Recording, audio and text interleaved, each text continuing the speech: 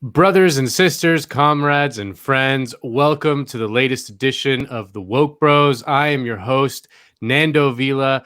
Usually, I got Big Wos with me, and usually he does the intro, but Big Wos is on vacation. He's off at a bachelor party. He's got women all around him, alcohol, drugs, all the good stuff that you'd want at any bachelor party. That's what Wos is doing right now. Instead, I have Danny Bessner, co-host of the excellent American Prestige podcast, which just launched and has been tearing up the charts on Apple Podcasts. I gotta say, very proud of you, Danny. And it's very timely because, as you may have heard in the news, there's stuff going down in Afghanistan. And I gotta say, it's one of the most remarkable I don't know. It's just one of the most remarkable news events that I can remember in my lifetime. And I'm very happy to be speaking to you, Danny, because you are a historian, a foreign policy expert, someone who can give us all the good deets that you won't find in the failing New York Times or in the lying fake news media. So, Danny, welcome to the show. Thanks so much for having me on, Nando. I always love work, bros. And everyone should just know that Nando was actually the one who gave Derek and I the idea to start the podcast. And he also gave us the name. So Nando's really responsible for all of our lightning success. But yeah, if you want more foreign policy stuff and if you like our vibes, please just check out American Prestige. But Nando, very happy to be here. The vibes are high at American Prestige. The vibes are very, very high, and I'm glad I finally get the public recognition that I deserve for creating that show, for making you guys what you are today. The Svengali, the Lou Pearlman, if you will, behind the scenes. Exactly. Yeah. I mean, with the butt stuff, that was a package deal. So, Danny, what is your just initial reaction for someone who's kind of seen the headlines? We pulled out of Afghanistan and the Taliban took over. What is your reaction to someone who's just been kind of following the headlines, but may not have gone deep yet? So I think the most important thing to realize, and if you take nothing away from this conversation, take away only this, which is that the U.S. government has been lying to its citizenry for years and years. We don't know the precise moment the lying started, but probably at least 10 years, maybe even as long as 20 years, 19 years, when they said that this was a project that could ever succeed, the project to nation build in Afghanistan, to make it somewhat akin to a Western-style democracy. And they lied when they kept on saying victory was around the corner whenever they did troop searches. And they just have complete contempt for the American public, who they think doesn't really care about Afghanistan, so would allow them to do what they want. So if you take nothing away from this, just take away that the U.S. government has lied again and again. And besides that, I would just say that this was a totally predictable thing. The project from its inception was absolutely absurd. It was absolutely doomed to total failure. It was never going to happen. The project of nation building abroad is a fantastical one. It is a fantasia that the United States should never do. The two quote unquote successful instances of nation building that people point to are post-war Germany and post-war Japan. Those, of course, occurred in countries that had long-standing democratic traditions and that were also occupied totally by the United States. And still today, there are American troops based in Germany and throughout East Asia. And so I just wanted to emphasize that this was a total ridiculous bullshit project from the beginning, and anyone who tells you differently is a liar. Well, it's funny because we have sound from one General Mark Milley, who said, I had no idea that the Taliban were going to take over the country in 11 days. I'm a big general in the American army, and I had no idea this was coming, because it is worth emphasizing that the U.S. pulled out, and within 2 weeks, in less than 2 weeks, the Afghani government that we were propping up and the Afghani military, which we were propping up, essentially dissolved in a matter of days. So let's play that sound now, and I want to get your reaction, Danny. However, the time frame of a rapid collapse that was widely estimated and ranged from weeks to months and even years following our departure.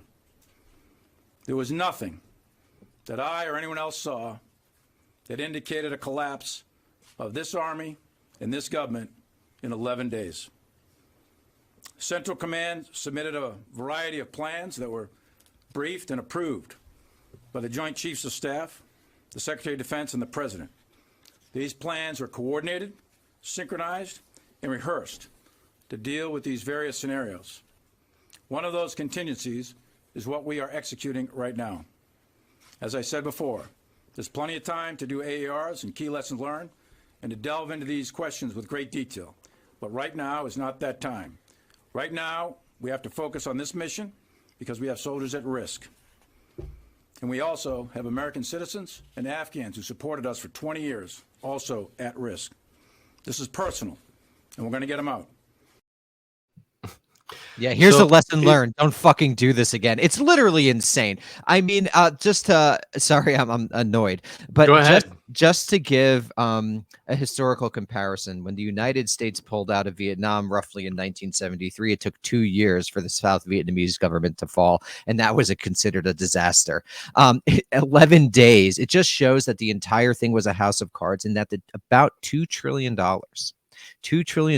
were spent on this pointless war that the whole house of cards came down in 11 days. Do you know what $2 trillion could be spent on? One, it could forgive all student debt in the country, but more importantly, it could have been spent on healthcare, infrastructure, child care, the reinvigoration of America's cities, literally anything else. But instead, we spent it on literally a project that failed in 11 days. And so when people tell you that they can't just send checks to everyone in this country, when people tell you there's no money to spend on social welfare, just remember $2 trillion and 11 days, the only numbers you need to know.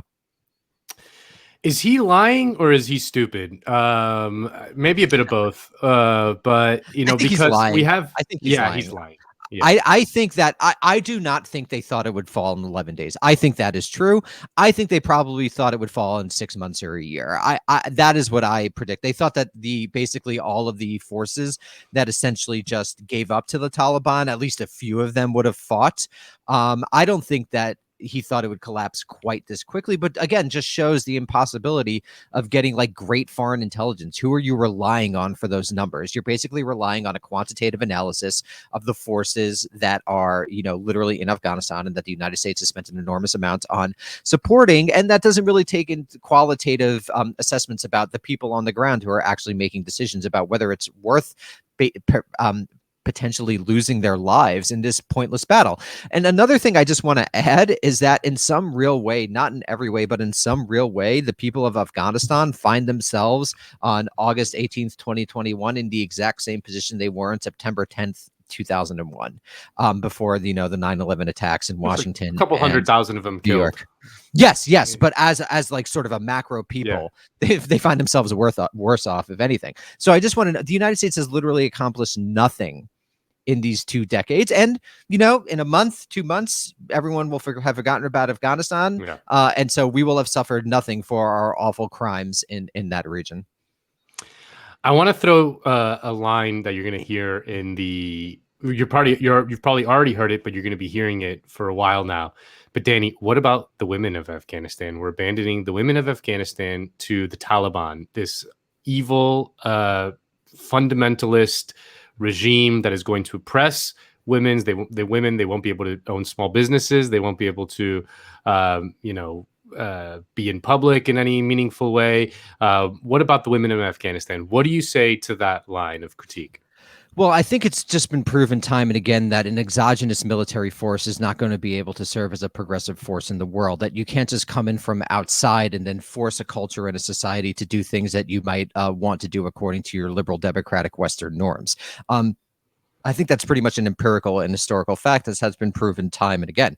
And if the United States really does care about Afghan women, and I think, given what this nation has done to that country over the past 20 years, there is a degree of moral responsibility, then we should get rid of all visa restrictions and give blanket amnesty to anyone who wants to come into this gigantic country with a ton of land after we literally destroyed their nation. And I think, we should care about Afghanistan, the Afghanistan people. We basically lied to them for decades, saying that we'd be there relatively indefinitely, gave mixed messages and all of those other things. So if we care about the Afghan people and we care about Afghan women and children, let's invite them in and give them a jobs program so that they could come into this country, and then we could give them some sort of recompense for what we did when we destroyed their lives. Yeah, I read that after the war in Bosnia, we actually accepted about 100,000 Bosnian Muslims in this country.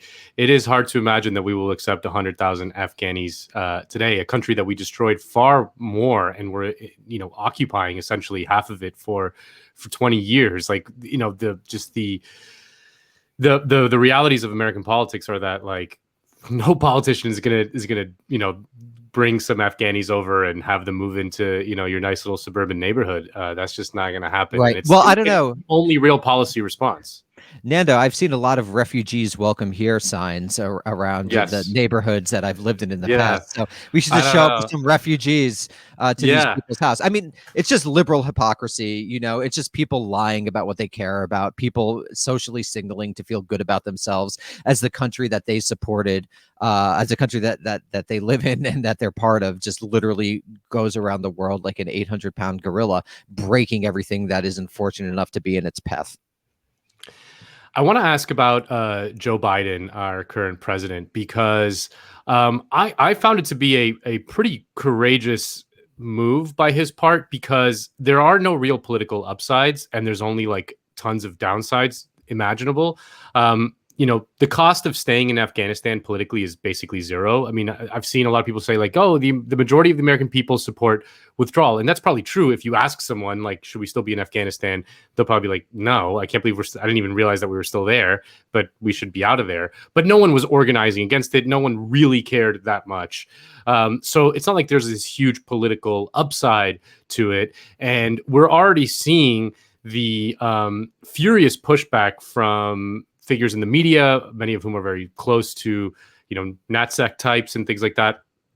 And to his credit, Joe Biden, in his speech after all this is going down, he stayed pretty aggressively opposed to all that stuff. He's like, no, we're just going to pull out. So let's hear a bit of that speech, and then I'll get your thoughts on Uncle Joe Biden. I'm now the fourth American president to preside over war in Afghanistan. 2 Democrats and 2 Republicans. I will not pass this responsibility on to a 5th president. I will not mislead the American people by claiming that just a little more time in Afghanistan will make all the difference. Nor will I shrink from my share of responsibility for where we are today and how we must move forward from here. I am President of the United States of America, and the buck stops with me. It's all right. We didn't hear it. Did it work for you? Yeah. I heard the speech. You didn't hear this Biden speech? Oh, I didn't hear it. But so then I already knew it. Yeah. No, I heard it. I mean, I think this is the joke. This is based Biden, right? I think like this isn't actually a total surprise. If you read about the internal deliberations in the Obama administration, Biden was actually always kind of skeptical about Afghanistan. And I think it'll take a little bit more analytical work to figure out why specifically. I mean, he did come of political age during and after Vietnam. He's someone who definitely thinks more in great power rather than counterterrorism terms. He's really not a product of sort of the counter-terrorist revolution of the post 9/11 period. And I do think that there is potentially some political gain to be had from this. If you think about one of the reasons that Trump was able to get such purchase on the GOP was that he was one of the people who really criticized the Iraq war, went after Jeb Bush, I believe, if I'm remembering that correctly. Yeah. Your brother lied and people died. Exactly. Incredible line. So this isn't like the most, I think like we should also be careful not to exaggerate the bravery of this stand. It's not like Afghanistan is a particularly popular issue amongst the American public. It is a popular issue amongst the foreign policy establishment. And it will be interesting. They have power. They have many, They have much power. So this will be interesting to see.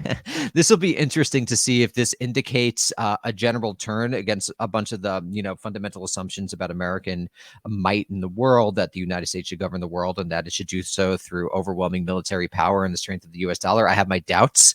I think this is just Biden ending like the literal longest war in American history. So let's be careful not to overstate. Yeah, I'm not. I'm just when the CIA assassinates him, then you'll come back on the show and you'll recant. I'll do a mea culpa.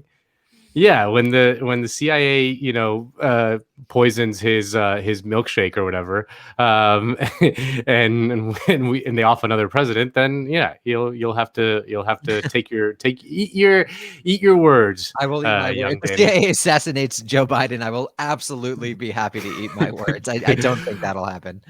Well, I mean, but the reality is though that like the comparison is to him with his previous the previous Democratic president, which was Barack Obama, which was Joe Biden's boss, and Obama's response when push came to shove in Afghanistan against the advice of Joe Biden, as you mentioned, like really like pretty remarkable, was to do a surge. Do you guys remember the surge?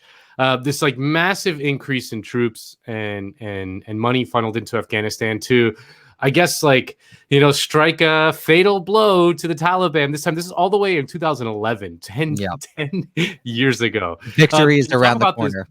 Yeah, can you talk about the surge and that decision and what it did, if it did anything?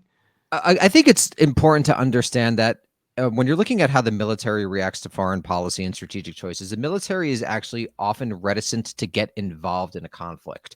But once it's involved in a conflict, it's incredibly reticent to leave without accomplishing the mission. So basically, throughout Iraq and Afghanistan, you get a lot of people on the military and hawkish side, both within the military and in the civilian leadership, arguing that we need more troops and we need to basically surge. And I guess for all intents and purposes, that's not wrong. If you put 400,000 American troops in Afghanistan and just station them there indefinitely, maybe in 100 years, that would, result in a different sort of society. But it just pays absolutely no attention to the actual politics of what exists in the United States and what is theoretically a democratic country. And what's been the trend since 1973 is really not to fight large boots on the ground wars. And even if you look at Iraq and Afghanistan and you look at a number of Americans who were killed or wounded, it pales in comparison to Vietnam or Korea or World War II, right? Those were really mass wars. So I think you basically had an argument amongst the military brass and amongst hawkish civilians for ever increasing numbers of troops that was politically impossible. That would just never have happened, because the only reason the United States is able to maintain its empire is because it's a light footprint, relatively speaking, empire. And so I think that you have this like fantasy that enough troops would just end the thing overnight, but it was just always ridiculous. And people were saying it was ridiculous at the time. And history has shown time and again, most recently in Vietnam for the United States, that that's just an impossibility. So again, it's just lies, and more lies to do nothing but make defense contractors rich and allow for the global heroin trade to continue unabated. Explain what you mean about the heroin trade, because I think that'll take some viewers and listeners by surprise. What is the role of heroin in the Afghanistan war? Right. So again, I'm not an expert, but my understanding of this Shut is up. that I mean, I'm on specific. There are people like study this. I just told the people that I'm having you on specifically because you are a fucking expert. You can't undermine my own show. Well, I'm hedging in case I get something wrong. But my understanding is that in Afghanistan, heroin production has increased pretty significantly since the U.S. invasion of 2001. And one of the ways that the United States was able to try to make inroads in the country was to essentially ally themselves with local leaders, oftentimes referred to as warlords, who essentially controlled the global poppy trade. And this was a way that the United States would try to form alliances to essentially hem in the Taliban. And so this was one of the reasons that the heroin trade has exploded in Afghanistan since 2001. And so like the United States is notorious about essentially allying with less than savory figures on the ground if it played into their larger strategic purposes. And I believe at one point Hamid Karzai's brother was involved very significantly in the global heroin trade, and the U.S. was obviously behind them. Hamid Karzai, the former president of Afghanistan, like our long Hamid time Karzai International Airport. Yeah, exactly. It's funny how that always tends to happen, that the U.S. The U.S. military or CIA presence in a country just leads to a flourishing of the drug trade in that country, which then, surprisingly, I don't think it's a coincidence that deaths by heroin and that the heroin consumption in the United States has gone up dramatically in recent years after a period of long decline. And You know, I don't know that those two things are unrelated. I don't want to get you in They're trouble. absolutely, they're absolutely, Yeah. no, they're absolutely related. And I would point people who want a bit more on this to Alfred McCoy's article in The Guardian about Afghanistan and the heroin trade. But you actually saw, again, I believe I'm correct about this, an explosion in heroin use after Vietnam as well, when people became familiar with the drug. And then also you have traumatized veterans coming back home to cities that aren't exactly helped by the United States government. You get an explosion in drug addiction.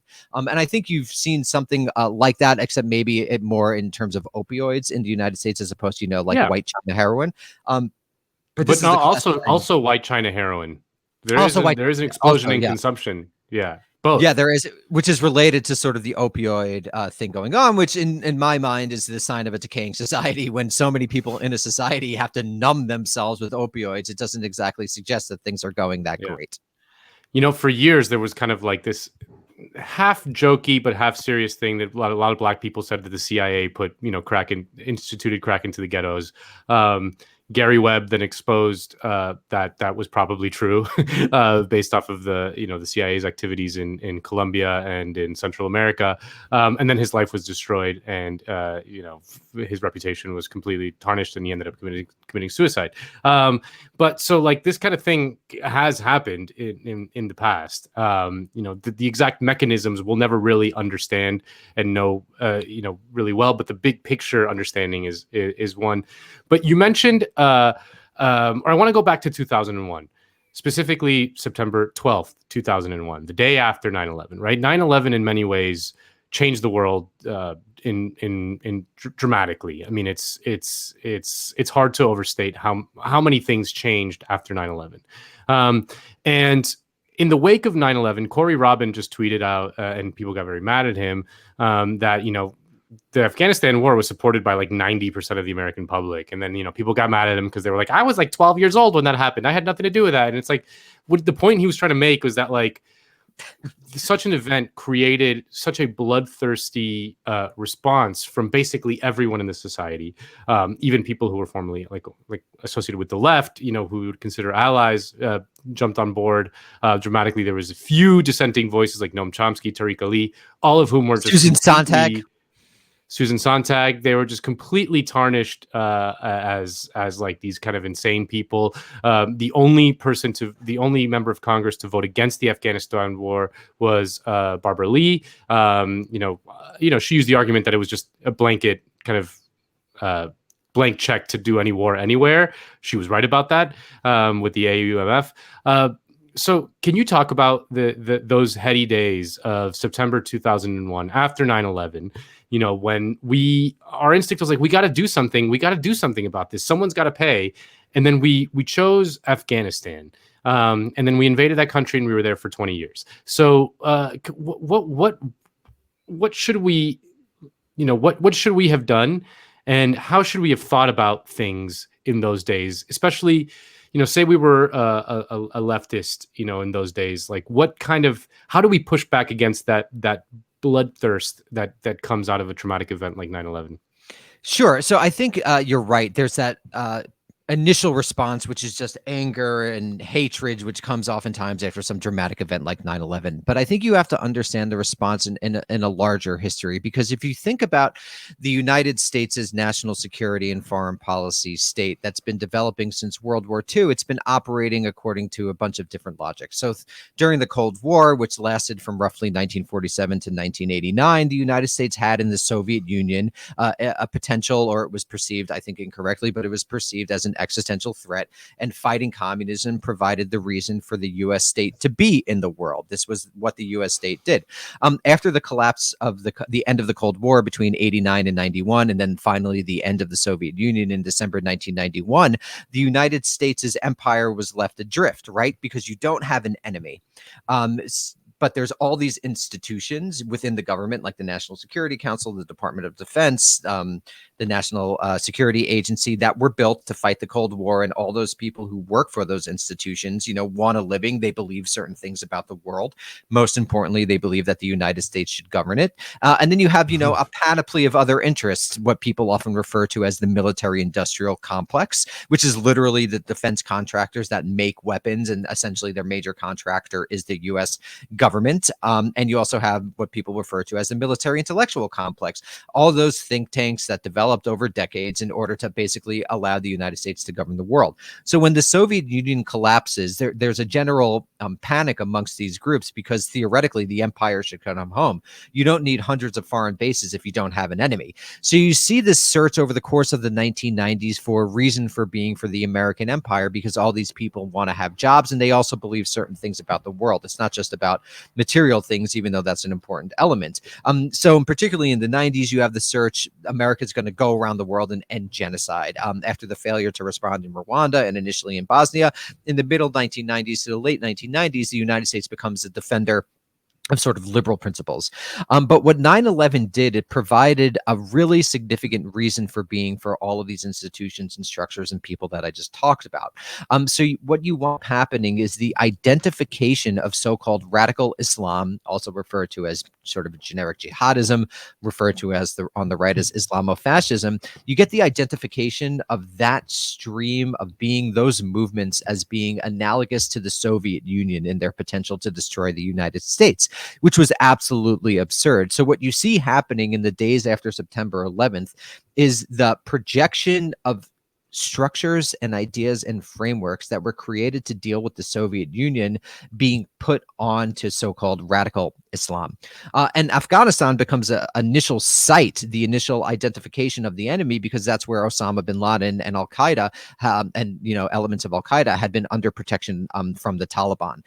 But you really see the importance of the need for an enemy by the fact that very soon after the United States topples the Taliban government, it begins to shift its attentions to Iraq. So much so that in the immediate hours after 9/11, it appears that a lot of people in the Bush administration were already talking about invading Iraq.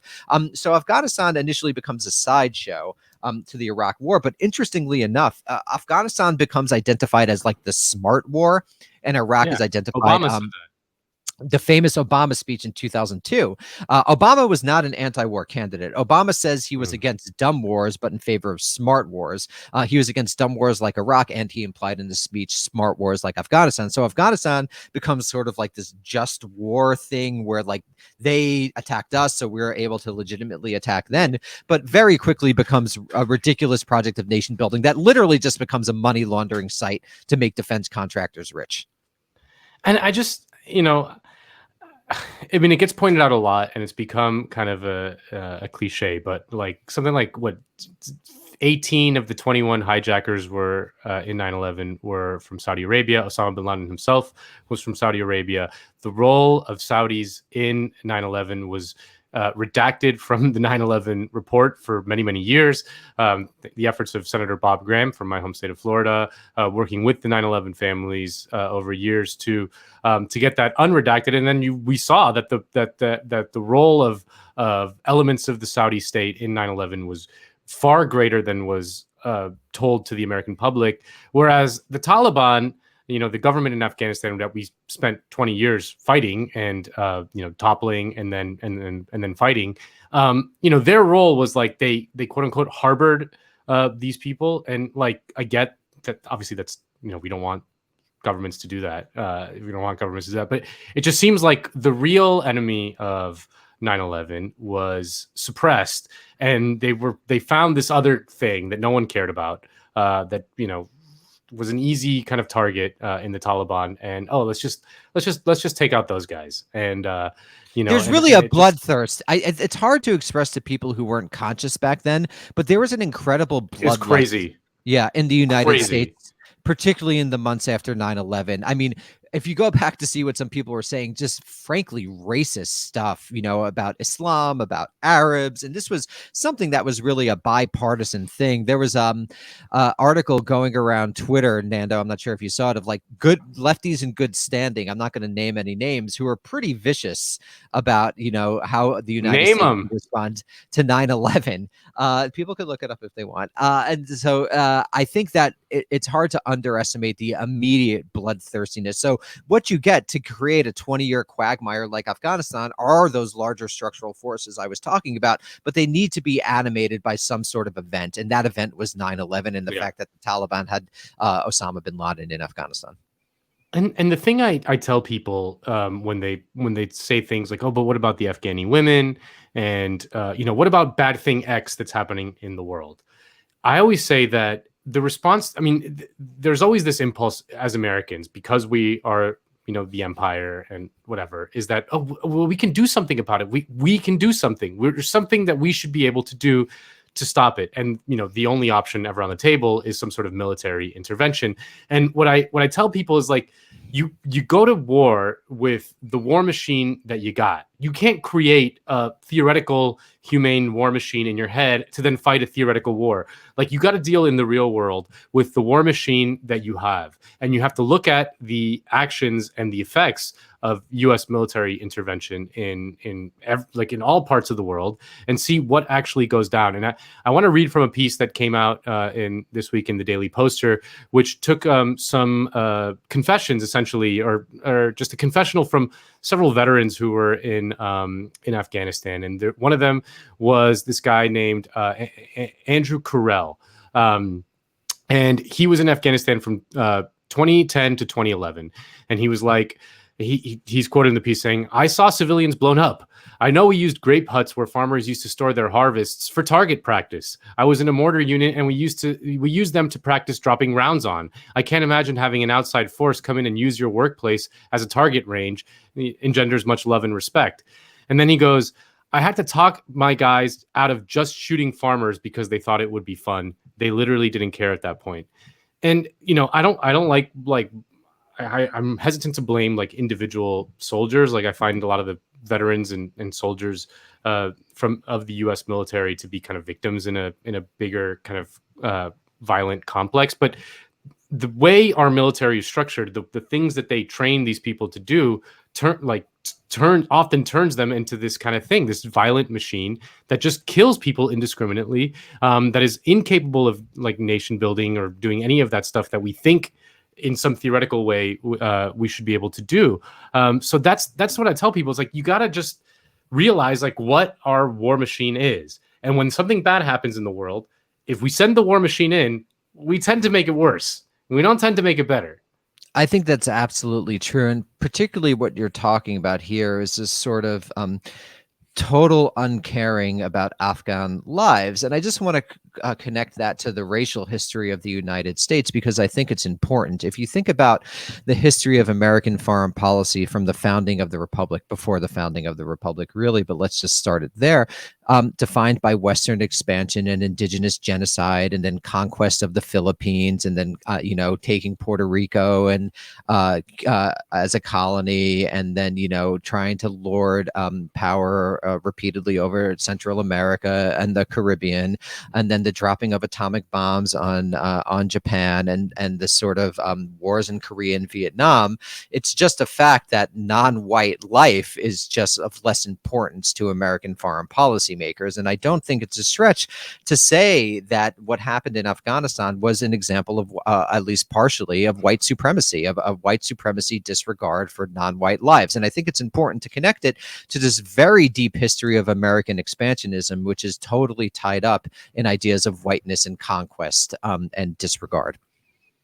Yeah, I think like when people say things, like when you tell people like, if any country in the global South tries to do some form of like social democracy, let alone socialism, that usually like the United States will intervene and and kill a bunch of people and not let them do that. And then people are like, well, why was Sweden and Norway allowed to do that? Like, why were they allowed to do that? And I'm like, I mean, a large part of it is that they just, they see them as like allowed to do that just because they're Europeans. Yeah. And from a macro historical perspective, I want to write about this someday, but I think it's not crazy to view the North Atlantic world as a single polity, what is often referred to as the core.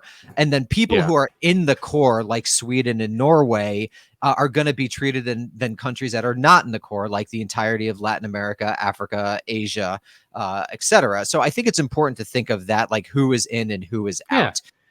It's like Hunger Games. There's the District 1 or whatever, like the capital where everyone's rich and they have like entertainment and things like that, and the stupid reality TV shows like we have here.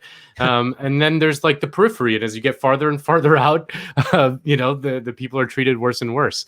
I mean, it's a stupid pop culture example, but they do a pretty good job of it, of explaining just how empire works. Like when you're in the capital, I mean, the Roman Empire was the same. Like if you were in the capital of Rome, you were fine. And the further out you got, the more savage the occupation tended to be, and there's just very quickly Empire. And just very Yeah. quickly, there's a very good thinker named Emanuel Wallerstein who's developed an idea called world systems theory, which kind of explains this. And there's a little book, I think it's called Introduction to World Systems Theory. It's very short. So if you're interested in thinking in those terms, I would check that out. Great, Emanuel Wallerstein. The listeners are going to head to their local library and pull that book out immediately. And so, from a big picture, let's take a step back away from Afghanistan. Well, actually, let's stay in Afghanistan for a second. One of the things that's also hard for Americans to understand is that there are bad regimes in the world who are nevertheless have some social base. Some legitimate social legitimacy in their own country, and maintain a degree of stability in the country. And I think the classic example to me is Iraq with Saddam Hussein. I don't think Saddam Hussein's not a good guy, and the regime wasn't like a regime that I would want to live in.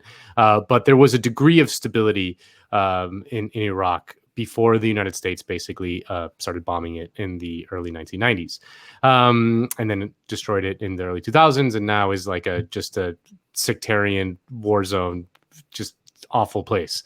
And so I know that you're not like an expert per se on the ins and outs of the Taliban, but like, is there a degree to which the fact that the Afghan government collapsed so quickly in 10 days tells me that the Afghan government had no social base at all, no social legitimacy at all, and that the Taliban does.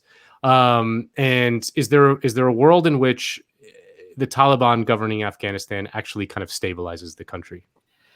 It's very difficult to know. I mean, as you said, I'm not an expert, but clearly the incredibly rapid collapse. I'm not sure if that indicates that the Taliban has a strong social base, but it at least serves as a negative indication that the Afghan government clearly didn't have much of a social base outside of the major cities, and particularly Kabul. I think that's been pretty much recognized.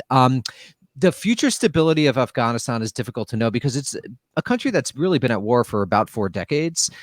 Since the late 1970s, the Soviet invasion in 1979, and then the American invasion in 2001 have just really destabilized that country. Plus, you have the longer-term history of decolonization. What the best situation I think we could hope for now is that there's not a continuation of this civil war, that there's at least some peace in the region, and that other regional powers that are much more connected to Afghanistan than the United States ever should have been, like Pakistan and China, are able to do something to at least accept refugees or stabilize the area. I think it's going to be difficult, given that foreign powers have distorted organic developments in Afghanistan for so long, for there to be any prospects of immediate peace or social stability. I hope I'm wrong, but it looks like an uphill battle, to say the least. All right. Now stepping back, what next? What do we need to dismantle? What war do we need to pull out of next? Like, what's the next move if you were God Emperor Biden? What are we doing? If I was God Emperor Biden, I mean, I think the thing to focus on is really the whole structure of the thing, the military bases, the 750 military bases, the enormous defense budget, and that. It's easy to get lost in sort of these specific instances, and we should care about Afghanistan, what's going on. I'm not saying that, but if we really want to, stop things like this from happening in the future, the United States shouldn't have 750 military bases abroad. The United States shouldn't have a gigantic defense budget. The United States shouldn't organize its political economy around military industrial and the military intellectual complexes. So I think we need to always be careful to keep our eyes on the prize, and that prize is ultimately structural. And without structural transformation, I'm not saying we're doomed to have another Afghanistan, but it's certainly leads us down that road. Yeah, the next big bad is China. That's the one that they're Right. that's the one that they're preparing us for. They're telling us about the Uyghurs. You know, I'm sure it's bad. Like, don't get me wrong. Like, I lived in China. I'm not like, it's not like the government's not. You Yeah, know, the they can CCP is be not like a friend of American liberty. You know, that is just no. a fact. And they have different, yeah, and but also like they're just going to tell us that, and we're going to think, man, that's really bad. It's just really bad. Someone must do something about it. Like, we need to do something about it, and that's, you just got to resist that urge. And that's Our also so ability cynical because no one Yeah. in the American foreign policy establishment thinks there could be anything done about the Uyghur. No one wants a hot war with China. It's literally just to stoke xenophobia at home. Yeah. So I mean, like, I do think that we also need to be careful not to say the Uyghur thing is made up. Everything that I know about it, No, again, no, I'm not an no. expert. It's definitely happening, and it's definitely what one could consider, from my understanding, a crime against humanity. But it's also, we have to be wary about being cynically deployed to start a new Cold War with China, when, if anything, for the sake of humanity, in terms of climate, we need to cooperate with China, and we need to make sure that there's not more wars in the world, which there are going to be due to climate change. Yeah. Ross Barkin tweeted out that Joe Biden is quickly, you know, I don't want to overstate, like you said, the Joe Biden's courage in this, but that Ross Barkin tweeted out that Joe Biden has quickly become the best president in his lifetime. It's obviously an impossibly low bar, and I was thinking, like, you and I are both born in the Reagan years. Let's rank them, baby. Let's rank the presidents. I think I have the ranking in my head of what I would consider. Okay, but, so we're ranking presidents since Reagan. Okay, I'm gonna go from bottom to top. Okay, I'm gonna go Okay. from the worst to the least worst. Okay, I think the worst was Bush. 100%, no question. Okay, I think the second worst was Reagan Agreed, 100%, no question. in Agreed. terms of negative effects on the world. The third worst was Trump. Oh no, Obama. I would say Obama. You think Obama was the worst president? Because Obama institutionalized the war on terror apparatus and institutionalized capitalism. Trump didn't do enough. Well, I guess so. I still think Bill Clinton is worse than Obama, though. Oh, okay, that's a good. Okay, so basically that comes. Okay, so this is the question. These are Obama's two we biggest. agree on Bush and Reagan are the two Yeah. worst, right? And then the question is, who's next? Right. So Obama, the two big things are he institutionalizes the war on terror. You know, that's a gigantic crime. And his response to 2008 is to bail out Wall Street and not Main Street, when he could have really redone the American political economy. Clinton is obviously an awful person individually. I mean, obviously a rapacious person. And I think he also just abided by the norms of the Reaganite state. So, well, that's what I mean. But I think it was the death knell. Clinton institutionalized the lack of opposition to neoliberalism from the left, right? From the sort of nominal left-wing party. There were sort of still New Deal Democrats lying around, and there was still sort of an echo of that. And Clinton basically killed that. And you know, did NAFTA, cut welfare, doubling extreme poverty in this country, lays the seeds for the war in Iraq with like the Iraq Liberation Act of like 98. So yeah, no, I'd say Obama and Bush are kind of Obama and Clinton are kind of tied. They're tied. So Trump I is think better than both of them. Well, I think Trump's an awful person. But like, so what did Trump do? Trump ramped up the drone war. That's terrible. He dropped the Moab on Afghanistan. Remember that? The mother of all I think it was Syria, right? Was it Afghanistan? No, in Afghanistan. So he right after. Okay. Yeah. So right, the mother of all bombs, right? And so mother of all bombs. What sicko in Raytheon or whatever is like, you know what? We're gonna make the mother of all bombs, and we're gonna call it the mother of all bombs. Yeah. You know? I think so. Right. It was right after the Syrian attack. That's why I confused it on ISIS. So Trump's crimes are the awful detention centers, right, which had precedence in basically every administration for the previous 2 decades. The increase of the drone wars, the pointless sort of like tariff war with China. So it depends basically how people listening to this weigh that against what we just said Obama and Clinton did. And I think in like world historical importance, probably in terms of causal effect, Clinton and Obama had the worst, like more of a bad effect on the world. But I think Trump comes right. Following closely is Trump. And then the second best president is H.W. Bush. Even though the Gulf War is not great, the Gulf War, I think, sets the stage No. for a lot of what comes Yeah. after. But he And didn't again, like personally, just like a total deep state psychopath in a Yeah. way that's like just like absolutely terrifying. But he yeah. raised taxes, It you know. raised taxes Uh, and didn't like fight the Soviet Union in its final days of collapse. right. Did lay the groundwork for shock therapy, not great. Did lay the Not groundwork for great. all that war with the Gulf War, but I Not think great. comparatively, you're probably right. So Number two, Biden, God Emperor Biden, Face dude, Biden. he's cleared away. He's like clear. He's like the best president we've had in our life. That's the and think about how grim everything it's is really grim. right now. It's Yeah, really grim. I mean, I think like every president since 1945, since the Cold War. I mean, the way someone who I respect a lot, Pat Porter, puts it, like world ordering is an inherently a liberal thing to do. So if you're in Yeah. charge of a global empire, you're going to do brutal things. It's the nature of the beast. And so I just think we need to recognize that. Yeah. The business of empire is bloody. Right. The business of empire requires you to get your hands dirty.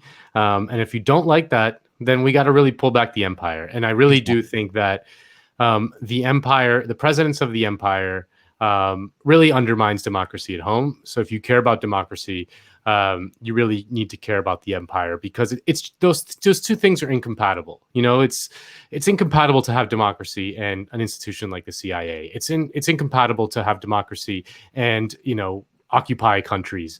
It's the same thing we say about Israel. It's incompatible to have a democracy and then just like, shut out and occupy these like, millions of people who have no political rights. So it's just incompatible. And there's very close direct connections between what the United States has done abroad and the militarization of American police. Like direct, clear, the use of military surplus in American cities, the increasing militarization of how police literally treat people that they're supposed to police. Direct connection, very obvious, between what the U.S. does abroad and what the U.S. does at home.